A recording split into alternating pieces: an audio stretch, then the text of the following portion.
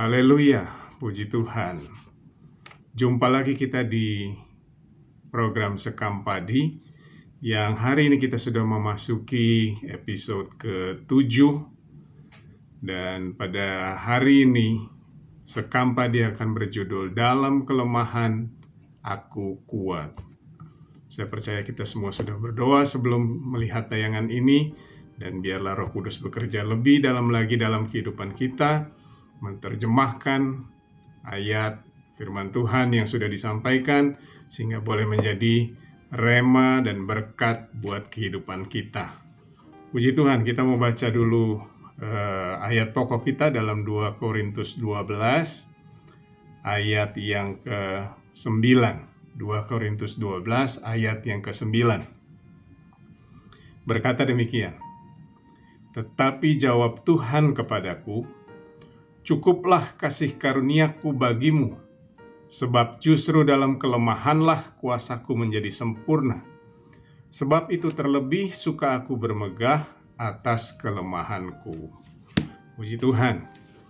Cerita ini atau tulisan ini, Korintus itu ditulis oleh Rasul Paulus untuk jemaat di Korintus, dan seperti yang mungkin kita sudah tahu bahwa Rasul Paulus adalah rasul yang besar di dalam Perjanjian Baru. Dia merupakan penulis dari setengah kitab-kitab yang ada di Perjanjian Baru. Perjanjian Baru terdiri dari 27 kitab, 27 tulisan, setengah diantaranya itu tulisan Rasul Paulus. Sehingga Rasul Paulus itu adalah rasul yang besar di dalam Perjanjian Baru, terkenal. Ya. Rasul Paulus dipakai Tuhan secara luar biasa. Keluar biasaannya itu kita bisa baca di kitab Kisah Para Rasul. Kisah Para Rasul, kita baca ayat 19. Kisah Rasul 19. Kita mulai ayat yang ke-11 dan 12 saja kita baca. "Oleh Paulus Allah mengadakan mujizat-mujizat yang luar biasa. Bahkan orang membawa sapu tangan atau kain yang pernah dipakai oleh Paulus dan meletakkannya atas orang-orang sakit, maka lenyaplah penyakit mereka dan keluarlah roh-roh jahat." Sebegitu dahsyatnya Tuhan memakai Rasul Paulus, sehingga kemana-mana dia mengadakan mujizat. Banyak orang disembuhkan, bukan saja pada saat dia hadir. Pada saat dia tidak hadir, tadi kita sudah baca di ayat yang ke-12, sapu tangannya saja ditempel ke orang sakit atau orang yang dirasuk oleh roh jahat, sembuh. Sebegitu luar biasanya Paulus dipakai oleh Tuhan. Namun di ayat yang di 2 Korintus yang kita baca ini, di ayat sebelumnya kalau kita baca, dia sudah minta 3 kali kepada Tuhan untuk mencabut duri dalam dagingnya, duri dalam tubuhnya. Tapi Tuhan tidak mengabulkan. Maka keluarlah ayat tadi, "Cukuplah kasih karuniaku bagimu." Seorang Rasul Paulus, rasul yang dipakai oleh Tuhan dengan luar biasa. Untuk dirinya sendiri, dia tidak dapat melakukan apa-apa. Jadi, satu hal yang biasa apabila seorang hamba Tuhan yang dipakai luar biasa. Kita tidak boleh menghakimi apabila dia mengalami penyakit lalu kemudian penyakitnya tidak disembuhkan. Bukan berarti Tuhan gak sayang. Tapi ada hal tertentu yang urusan pribadinya dengan Tuhan. Sama seperti Paulus. Urusan pribadinya dengan Paulus, Tuhan bilang cukuplah kasih karunia bagiku. Karena kalau kita baca di ayat sebelumnya, di ayat yang ke-7, "Dan supaya aku jangan meninggikan diri karena pernyataan-pernyataan yang luar biasa itu, maka aku diberi suatu duri di dalam dagingku, yaitu seorang utusan iblis untuk menggocoh aku, supaya aku jangan meninggikan diri." Bisa kita bayangkan kalau seorang seperti Rasul Paulus sekarang ini hadir Dia dicari di mana-mana. Setiap kali ibadahnya ratusan ribu orang hadir. Godaan untuk meninggikan diri sangat besar. Oleh sebab itu Tuhan bilang, cukuplah kasih karuniaku bagimu. Jadi tengah kelemahanlah Rasul Paulus dipakai Tuhan lebih luar biasa lagi. Jadi apabila saat ini kita mengalami kelemahan atau kita merasa, Tuhan, saya lemah di sini Tuhan. Datang kepada Tuhan, serahkan kepada Tuhan. Apabila Tuhan bilang, cukuplah kasih karuniaku, itu berarti Tuhan mau kita tetap berjalan dengan kelemahan kita. Supaya dengan kelemahan itulah kuasa Tuhan dinyatakan. Dan kita dapat menjadi berkat buat banyak orang. Dapat melakukan sesuatu yang luar biasa bersama-sama dengan Tuhan.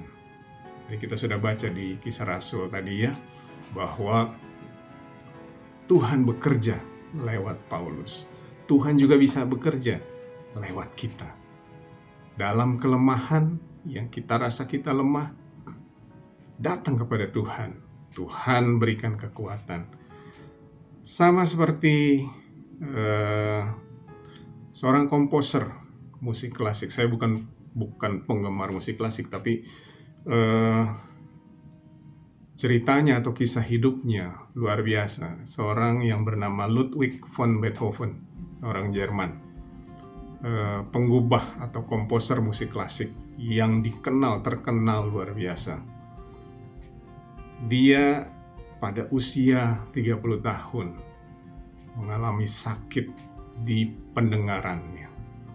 Buat seorang yang lain, seorang yang bekerja dengan tangannya, dengan kakinya, kalau pendengarannya berkurang nggak masalah. Tapi seorang komposer, pencipta musik, bagaimana kalau telinganya tidak bisa mendengar? Tapi luar biasanya pada saat telinganya sudah mulai tidak mendengar, dia lebih mendekatkan diri kepada Tuhan. Dan akhirnya dia tetap bisa menciptakan lagu-lagu yang luar biasa. Bahkan menurut kritisi-kritisi atau pemerhati musik klasik, gubahan Ludwig von Beethoven lebih besar lagi. Karya-karya terbesarnya itu diciptakan setelah kupingnya atau telinganya tidak dapat mendengar. Karena apa? Bukan karena apa-apa, karena dia mendekatkan diri kepada Tuhan. Sama seperti Paulus, dia tidak fokus kepada kelemahannya, tetapi di tengah kelemahannya dia berjalan bersama dengan Tuhan, dan Tuhan melakukan bagiannya dalam kehidupan Paulus. Paulus melakukan hal-hal yang dahsyat luar biasa. Bersama dengan Yesus kita lakukan perkara-perkara gagah perkasa. Dalam kelemahan aku kuat. Apa kelemahan Bapak Ibu Saudara? Saya tidak tahu. Tapi di tengah kelemahan itu, biarlah datang kepada Tuhan. Tuhan akan berikan kekuatan. Tuhan akan berikan jalan keluar. Bahkan Tuhan bisa pakai kelemahan kita menjadi kekuatan kita. Puji nama Tuhan. Tuhan Yesus memberkati kita semua. Amin. Terima kasih Yesus. Terima kasih Yesus. Ku beri syukur hanya bagi-Mu, ya Allahku, ya Tuhanku. Terima kasih Yesus. Terima kasih Yesus.